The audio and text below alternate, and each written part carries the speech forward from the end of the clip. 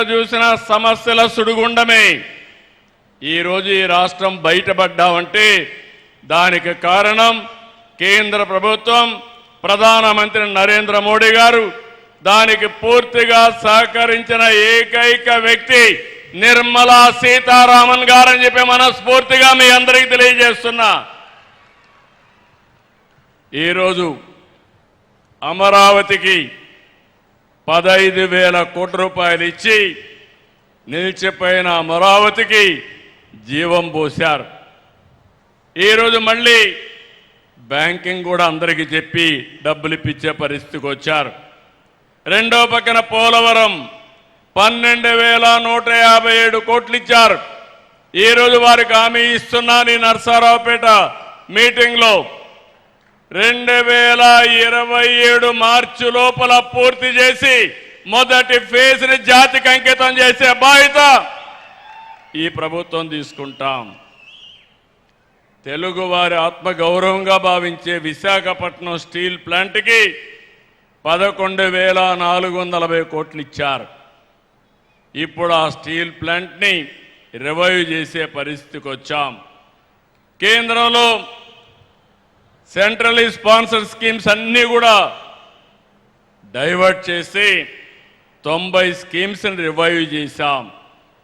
ఈరోజు జీరామ్జీ కింద 7,700 కోట్ల రూపాయలు వచ్చే పరిస్థితికి వచ్చింది.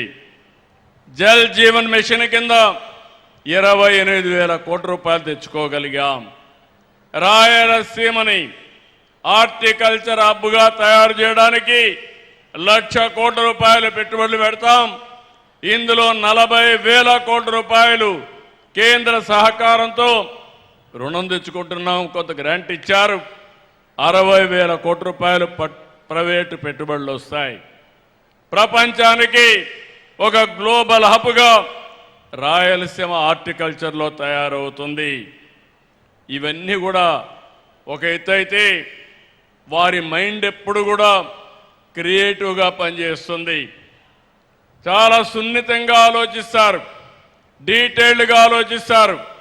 నేను పోయినప్పుడు ఒకటే చెప్పారు, మీరు హై ఇంట్రెస్ట్ రేట్లు ఉన్నాయి, ఇవి తగ్గించకపోతే చాలా ఇబ్బందులు వస్తాయని చెప్పి 12-13% రేట్ ఆఫ్ ఇంట్రెస్ట్ ఉంటే వారి సహకారంతో 8-9%కి తెచ్చాం. దీనివల్ల సంవత్సరానికి 1,538 కోట్ల రూపాయలు ఆదా చేశాం. అది పూర్తిగా సాధ్యమైందంటే నిర్మలా సీతారామన్ గారు చూపించినటువంటి చొరవ, వారిని మనస్ఫూర్తిగా అభినందిస్తున్నాను. ఈ సందర్భంగా మనం ఒక విషయం గుర్తుపెట్టుకోవాలి. ప్రపంచం మొత్తం జియో పొలిటికల్ సిచ్యువేషన్, దీనివల్ల యుద్ధాలు జరుగుతున్నాయి. ఇంకో పక్క వాతావరణ పరిస్థితులు తారుమారైపోయినాయి.